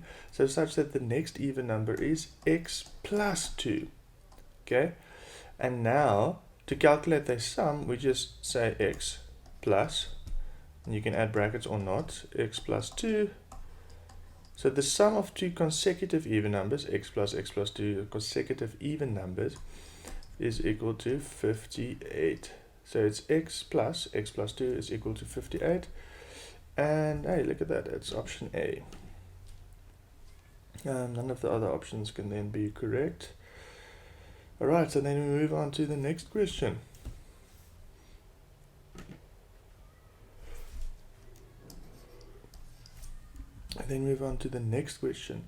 Mark the correct first step to solve the following equation. So there are two answers that can be correct. Select one.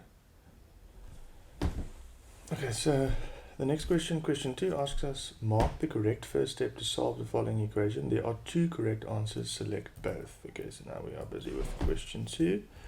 And the equation they give us is 2y plus 3 is equal to 10. Okay, so we have 2 and then y plus 3 in brackets. 2y plus 3 is equal to 10. Let me just check if that's right. Yeah. 2y plus 3 is equal to 10. Now there are two possible ways to solve this, and that is why they ask us to check two boxes. So the one option is we can remove this 2 over here because it's 2 times y plus 3. So we can remove the 2 over here by dividing by 2 on both sides. So I'm just going to write the extra step in here. So 2y plus 3, everything over 2. So what I do on the left, I need to do on the right. So then it's equal to 10 over 2. And then, therefore, these 2's will cancel out. So we are left with y plus 3 is equal to 5. So that is the one possible first step, which means that y plus 3 equal to 5 is correct. And then another possible step, first step, another possible first step is using the distributive law to remove the bracket. So you take the 2 and you multiply it by the y and the 3, such that we have 2y plus 6 is equal to 10. 2y plus 6 is equal to 10. Both steps are valid, both will give you the same solution for y.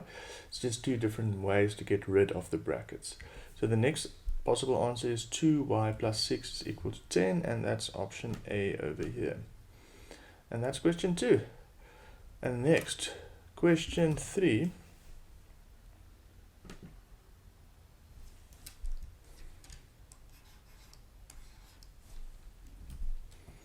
Question 3, we have solve the following equation, give only the numeric value of a. So we have power of minus 1 is equal to 1 over 64. So a to the power of 3 to the power of minus 1 is equal to 1 over 64. Okay, so you can guess if you want to, but if you want to solve it algebraically, which is important if the equations get more difficult, first we want to remove the brackets, and you do that by using the third exponent law, where you say that a to the power of 3 to the power of minus 1 is equal to a to the power of 3 times minus 1. So that's a to the power of minus 3 is equal to 1 over 64. And now you need to know the extra rule that you learned in grade 9, that a to the power of minus 3 is the same as 1 over a to the power of 3 is equal to 1 over 64. So if there's a negative exponent, you make it positive by taking it to the bottom of a fraction. So the numerator becomes the denominator and vice versa, because this is actually a to the power of 3 over 1. And now what you need to do is, now you have 1 over a to the power of 3 is equal to, and to be able to solve this, we need to write 64 as something to the power of 3. And what you need to know in grade 9 is that 4 to the power of 3 is equal to 64. And now we have that if 1 over a to the power of 3 is equal to 1 over 4 to the power of 3, then we know that a must be equal to 4. So we know that a is equal to 4.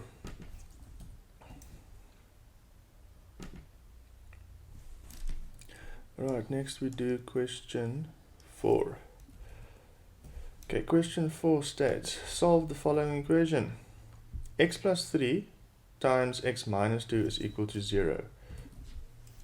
So we have x plus 3 times x minus 2 is equal to 0. Okay, so what you need to know here is the whole basic idea of why we learned factorization to solve equations, is that if, as an example, if a times b is equal to 0, then we know that there are two possible solutions. The one possible solution is a is equal to 0 or b is equal to 0. Okay, and that means for our equation over here, so this is a extra explanation. So for this equation over here, we know that either x plus 3 is equal to 0 or x minus 2 is equal to 0, and that means that x is equal to minus 3 or x is equal to 2. X is equal to minus 3 or x is equal to 2, and that is this answer over here. X is equal to minus 3 or x is equal to 2. Okay, next question.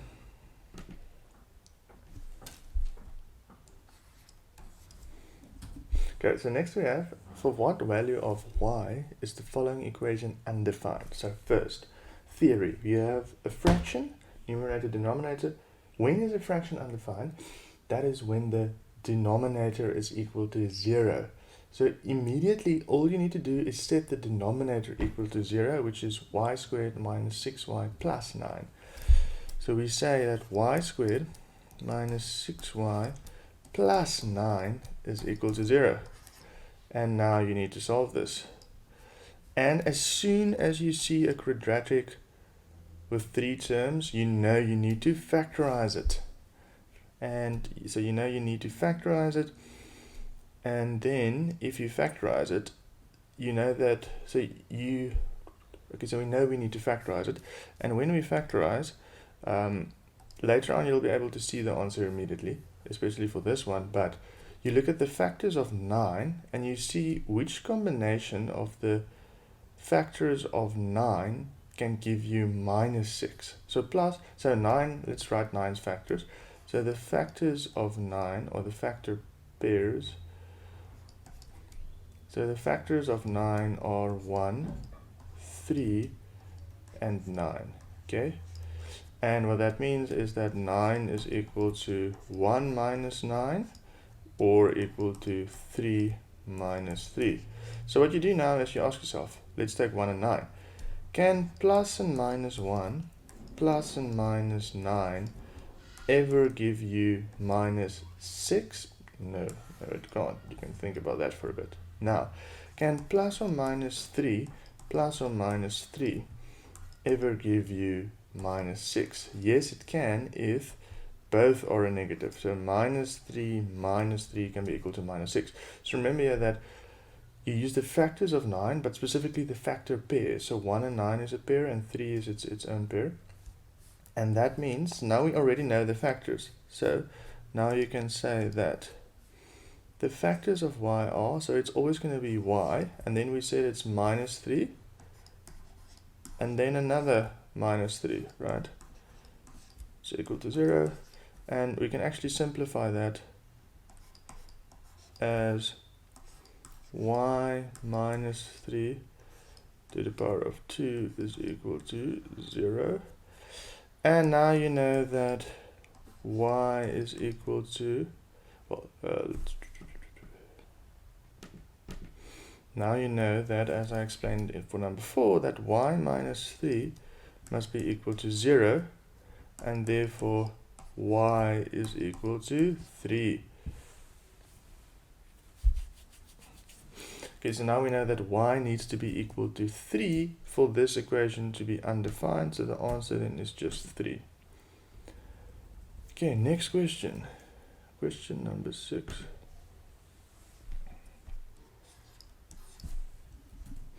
Okay, question number 6. What would be the correct first step to solve the following equation? A to the power of 2 plus 2a minus 3. A to the power of 2 plus 2a minus 3 is equal to 0. Again, like I said in number 5 and 4, as soon as you see a quadratic equation, so with three terms, a square term, a non-square term, and a constant term is equal to 0, you immediately factorize. Okay, you immediately factorize. And as I said in number 5, to factorize this, we need to look at the factors of 3, but the factors of 3 are quite easy. Okay, so the factors of 3 are just 1 and 3, and therefore the question is, does plus or minus 1 plus or minus 3 ever equal to 2? Okay, you use the 2 because that's the coefficient of the a over here, and so you need to get positive 2, so the only way you can do that is minus 1 plus 3. Minus 1 plus 3 can be equal to 2. So then you can immediately write that, therefore we have that it's a minus 1, and then times a plus 3 is equal to 0. And you can check, if you multiply these brackets out, you'll get this 3 term again. And therefore we now know that a minus 1 is equal to 0, or a plus 3 is equal to 0. So we have that a is equal to 1, or a is equal to minus 3. Okay, so you can add in that extra step if you want to, where you say that a minus 1 is equal to 0, or a plus 3 is equal to 0. I didn't, but just don't get confused about the sign. See, if there's a -1 here, this one will be +1. If there's a +3 here, this will be -3. So these are your two solutions. A is equal to 1 or A is equal to -3. And you can check your answer by substituting 1 in here. 1 to the power of 2 is just 1, plus 2 times 1 is 2, minus 3. So we have 1 plus 2 minus 3, which is equal to 0. And the same will be true if you substitute in minus 3. So then our answer is A is 1 or A is minus 3.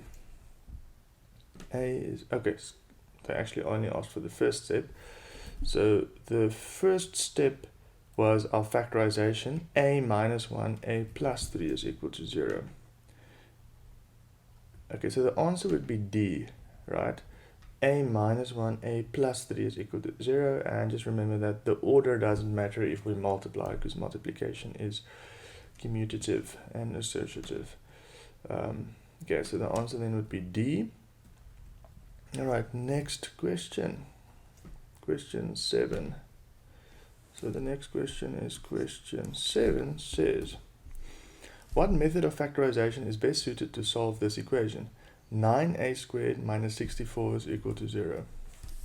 So it's 9a squared minus 64 is equal to 0.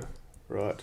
So first thing you always check is common factor. But it's clear that, okay, so there's only one a, but is the constants a common factor? Are the constants a common factor? Well, no, because 9 doesn't go into 64 and neither does 3. Okay, so it's clear that they don't have any common factors. It's clear that they don't have any common factors. But what you need to know in your theory is, okay, there isn't a 3 term over here, but as soon as you see 2 terms that are subtracted, you immediately need to think difference of squares, because a difference is a minus.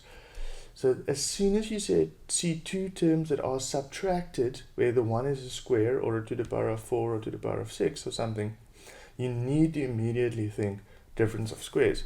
So difference of squares is where you have 2 numbers you subtract from each other and both are perfect squares. And what I mean of that is 64 is just 8 to the power of 2. Okay, so that means 64 is a perfect square. Now 9 is just 3 to the power of 2. But a squared is also just a to the power of 2. So here we have that 9a squared is just 3a to the power of 2. So I'm just quickly going to solve this. So what we would then say is that you have a difference of squares. 3a and a are your square roots. So then you can write the following difference of squares as 3a, and it's always going to be plus minus, plus 8. And then 3a minus 8 is equal to 0. And then you can solve it like we usually did, that we now know that a is equal to minus 8 over 3, or a is equal to 8 over 3. They didn't ask us to solve it, but this is how you would solve it, because you'd say that 3a plus 8 must be equal to 0, and then if you go through the steps, you'll see that a is equal to minus 8 over 3, and for this one you have 3a minus 8 is equal to 0, therefore 3a is equal to 8, therefore a is equal to 8 over 3, but the only thing they ask you is for the first step, so the first, or the method of factorization, the only thing they asked here is for the method of factorization, and in this case we used the difference of squares. So as soon as you see 2 terms that are subtracted and both are perfect squares, difference of squares immediately. Alright, so the next question. Question 8. Okay, so question 8, it's got a nice picture of Tom Cruise and Tom Holland, for those who are into actors and acting and stuff, both quite famous at the moment. So the question says that Tom Holland is currently 34 years younger than Tom Cruise. In 8 years from now, Tom Holland will be half the age of Tom Cruise. How old is Tom Cruise currently? Okay, again, there are different ways to solve it, but I'll show you a way that's the easiest for me. And sums like these, I mean, you can play around and there are lots of different ways to solve it, and the more you practice them, the easier it becomes. But these types of questions that they sometimes ask at school, where there's 2 ages and things change, many times it's the easiest to make a table, right? So let's say we have Tom Cruise's age, so both names are Tom, so I'm just going to write the surname. So we have Cruise's age and Holland's age, right? Okay, these are going to be the two entries into my table, so you'll see now what's going to happen. Okay, so they say at the moment, so today, let's just write today. So today, so first we're obviously going to introduce a variable x. Let's use x, we like x in mathematics. So how old is Tom Cruise? So that is then the end of the question. So let's make that x, right? So Tom Cruise's current age, let's make that x. Now they tell us that Tom Holland is currently, that's the word we're looking for, 34 years younger than Tom Cruise. So if Cruise's age is x, then Holland's age is x minus 34. Okay, that's the first part. Then they tell us in 8 years. So 8 years from now. So in 8 years from now, they tell us that Tom Holland will be half the age of Tom Cruise. Now, in 8 years from now, if Tom Cruise was x today, in 8 years from now, Tom Cruise will be x plus 8. Okay. Now, here there are two things you can actually write. And now this is the key to solving it. There are two possible answers. The one is, if Holland was x minus 34, then in 8 years from now, Holland will be x minus 34 plus 8. So Holland would be x minus 34 plus 8 because, you know, he's 8 years older. So that would be minus 26. Or they also tell us that he is half the age of Tom Cruise in 8 years. So for Tom Cruise's 8 years from now age, he's half of that. So that is x plus 8 over 2. Okay, so we have x plus 8 over 2. That means that these two expressions that I wrote here for Holland's age must be equal, because he's either x minus 26 or he's x plus 8 over 2, but is the same person. So these two expressions need to be equal, and that gives us an equation we can solve. Again, this is not something that you'll just find by accident. You can play around with it a bit and you can guess, and in the end you'll get the solution. But if you get something new like this in the test, I can give you the hint of normally age questions where it's like, now this is happening and then in 10 years that's happening. You can use a table like this. So make sure you understand what we did here, because they like to ask questions like that. So this is the equation we want to solve. X minus 26 is equal to x plus 8 over 2. Again, there are different ways to solve it, but let's say the method I'm going to use is we don't like fractions. So we want to remove this 2. So what we do is we multiply everything with 2, okay? Because we want to remove the 2. So we multiply everything with 2. So we have that. Okay, we multiply everything by 2. So we have that 2x minus 52. We have that 2x minus 52 is equal to x plus 8. Okay, so the 2 disappeared because we multiplied by 2, so the 2's cancel out, and then the left side we also multiplied by 2. So now we have that 2x minus 52 is equal to x plus 8, and now we say that you take this x over here, so then it's 2x minus x, so therefore x is equal to, and you have a plus 8 over here, and then you take the minus 52 over, and then it becomes plus 52, so 8 plus 52 is equal to 60, and that's your answer. Tom Cruise is currently 60 years old, and you can Google it, it's true. And Tom Holland is then 26 if you use these equations. So you can also now check your answer. If Tom Cruise was 60, what is Tom Holland? Okay, 26. Then does that mean that in 8 years, when Tom Cruise is 68, that Tom Holland will be half his age? So you can check, you'll find it is the case. So the answer is 60. Tom Cruise is currently 60 years old in 2022. Alright, then the last question for this section. The last question for this section is, the equation below can be plotted on the Cartesian plane. At which positive point would it intersect the x-axis? Now there's a hint. Do not attempt to plot it. What do we know about coordinates when they intersect the x-axis? So please don't try and plot it. That's a university level problem. It's technically a rotated hyperbola for anyone interested, but this over here, they tell us that at what positive point would it intersect the x-axis, and now you need to know your theory. If something intersects the x-axis, then we know that y is equal to 0. Now this is the most important part of the problem. You need to realize that y is equal to 0, and now your equation suddenly becomes a lot simpler, because you had x squared plus 2x minus y to the power of 2 is equal to 8. But if y is equal to 0, then this term becomes 0. So suddenly we are left with x squared plus 2x is equal to 8. Okay? And now you have three terms, and it's a quadratic, because there's a quadratic variable, and then another linear variable, and then a constant. So now immediately you need to think factorization. But factorization is only going to work if you have a 0 on the right hand side. So what we do is we say that x squared plus 2x minus 8 is equal to 0. And now you're going to factorize it again. So what are the factors of 8? They are 1, 2, 4, and 8. And again, we're going to look at the pairs. So the pairs are 1 and 8, and 2 and 4. Okay, so the pairs are 1 and 8 and 2 and 4. Now, what we want to get is plus 2, right? Is plus 2. So the question is, will plus or minus 1 plus or minus 8 ever give you plus 2? Nope, not possible. But will plus or minus 2 plus or minus 4 ever give you positive 2?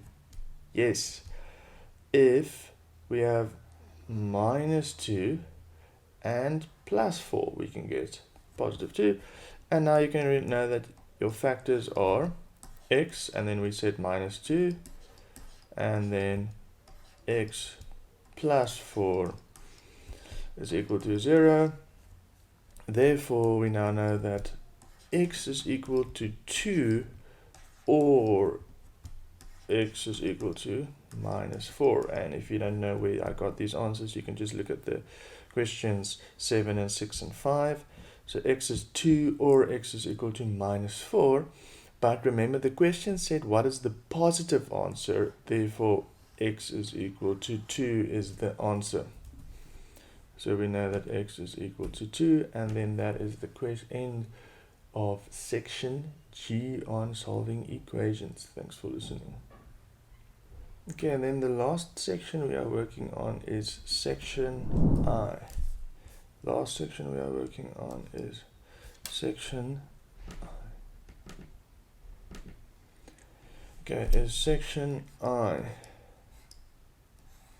Right, so section I is a short one, 6 marks, graphs. Okay, so first they give us, so let's just write question 1 over here. So first they give us, graph 1, the temperature over time of a block of ice that is being heated until it is steam. So for those of you who go into physical sciences, you'll realize that this graph makes a lot of sense. But then the first question we're looking at in mathematics is what type of data does this graph have? Discrete or continuous? And the answer to question 1 would definitely be continuous, for one, because it's a line and not a bunch of dots on the graph. And for another, data is continuous. Basically, if you get halves or quarters or eighths or whatever, and if you measure temperature and time, you can get a degree Celsius, but you can get half a degree and 3.1 and 4.2, and that makes sense. And seconds as well. You can get half a second and a quarter second and a millisecond and all that. So the data is definitely continuous. Then, next question, question number 2, is how long did it take the cube to reach 0 degrees Celsius? So the question is, okay, so temperature 0 degrees Celsius is over here, and okay, this line over here is 0 degrees Celsius, and if you look from left to right, it started at minus 50 degrees Celsius, and then it reached 0 degrees Celsius. And the question was, how long did it take? And then the answer will be 25 seconds, because at 25 seconds for the first time it reached that temperature. So the answer here will definitely be 25 seconds. 25 seconds. Okay, so then you can just type 25 in. And then next question, question 3 is, how long did the water boil? Okay, so what you need to know now is that water boils at well, you don't actually, okay, so you can see on the graph it says here that water boils, but from general knowledge you should actually know that water always boils at 100 degrees Celsius. But the question was, how long did the water boil? And it's this whole period over here. So it's from 205 seconds to 745 seconds. So then the answer is just 745 minus 205. So the answer is 745 seconds minus 205 seconds, which is equal to 545 seconds. 545 seconds. And then the next question, question number 4, is, from 0 to 25 seconds, the ice cube heated up from minus 50 degrees Celsius to 0 degrees Celsius. This section is linear and can therefore represent a linear graph going through the points 0, minus 50 and 25, 0. What would the y-intercept of this graph be? Okay, so now that sounds like a lot, but calm down. So just read what they say here, that it's going to be a linear graph, a linear line, a line graph that are going through 2 points. What would the y-intercept of this graph be? And you've done a lot of theory this year on linear graphs, and you should immediately know that what you're looking at is something that has the form y is equal to mx plus c. Okay, so it's a normal straight line graph that looks something like that. Okay, so that's all they told us, that is that this section is linear and can therefore represent a linear graph going through those 2 points. Now what would the y-intercept be? Now if you look at the graph, you don't actually need to calculate any variables, because if this was a straight line graph of the form y is equal to mx plus c, then the y-intercept would actually just be at 0, minus 50. And they tell us to only give the y coordinates, so the answer would be minus 50. Okay, then what is the gradient of the line segment when the ice is melting? That would be question 5. What is the gradient of the line segment when the ice is melting? Okay, where is the ice melting?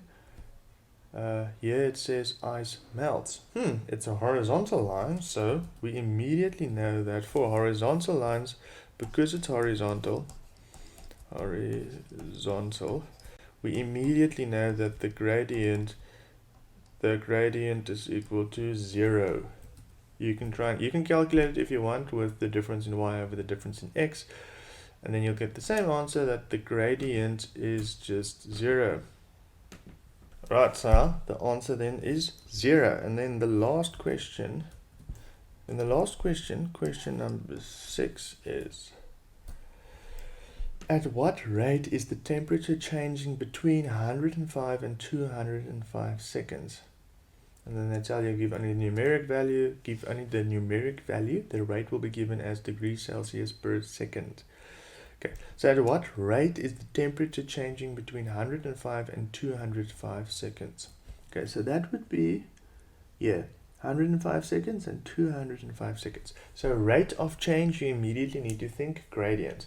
And there's only one way there's one easy way you can calculate it, and that's always, it's the difference in y over the difference in x. So the rate of change is always, say, y2 minus y1 over x2 minus x1. This is always the formula that you can use. Sometimes they write delta to y over delta x, which is just a triangle and the Greek letter delta, and it means difference, so it's the same. But so we have y2 minus y1 and x2 minus x1. Now what's important here is that you don't mix your 1 and your 2's. So x1 minus, and x1 and y1. x1 and y1 is a coordinate, and that coordinate would be, so you can choose any point as point 1. So I'm going to choose the bottom point. So I'm going to choose this point. So this point's coordinates is 100, 105. So it's 100 and 105. Okay, and then point 2 would be x2, y2, and that would be the other point. So it's the 205 seconds over here. So the coordinate is 200, 205, right? So it's 200, 205. And then you just substitute these points in. So y2 is 205, y1 is 105, over x2 is x2 is 200, x1 is 100, and then now you have 100 over 100, which is equal to 1. So the rate of change is 1 degree Celsius per second, which I think is quite a cool physical result. The rate of change is then just 1, and then that is it. That's the end of the test. Thanks for listening. Please remember to check your answers, ask if you have questions, and learn from it. Thank you very much.